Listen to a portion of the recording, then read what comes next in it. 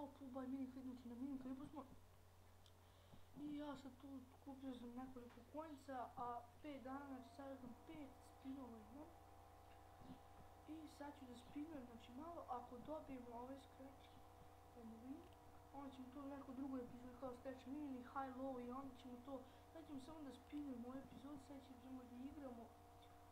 Idemo sad spinujemo, opa, ajde, ili puno coinca, ili scratch and win, ili high and low, znači high low stvari.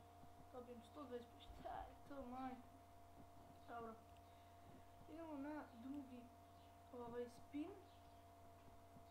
Cat mora spin, mora se kupi s 10 novčanica, kupiš 5 valjda, opet 10, ao malo do valjda, čekaj sam sad da vidim, get more spin, znači 5 za 10 ovih, a 15 za 25, ja imam 9, znači ako budem sakupio 10, kupit ću 5 pa ću spinovati.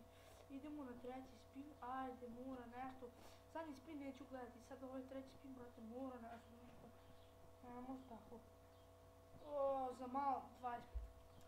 Za malo da smo dobili free spin, to bi bilo onako super, znači ono, sad predzadnji spin idemo, ili možda i dobijemo free spin, ja mislim da nećemo, ajde daj mi nešto.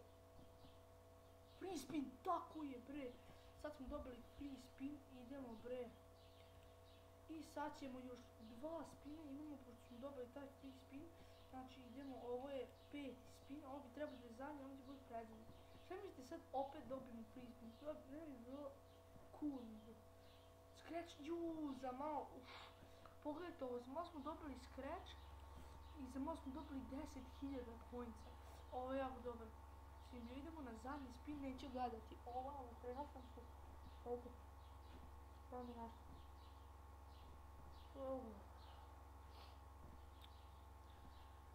Mogu samo buy more spin, 250 kuna, šta je ovo? Next free spin, 10, 44 minuta.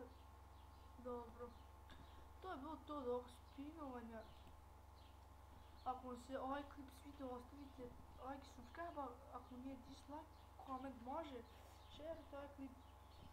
I sljedeće mogu da igram 8 Ball, mogu da nastavim serijal The Player Called Emenike i mogu neku istoriju Ultimate Teama, vidjet ću, najvjerojatnije bude istorija Ultimate Teama.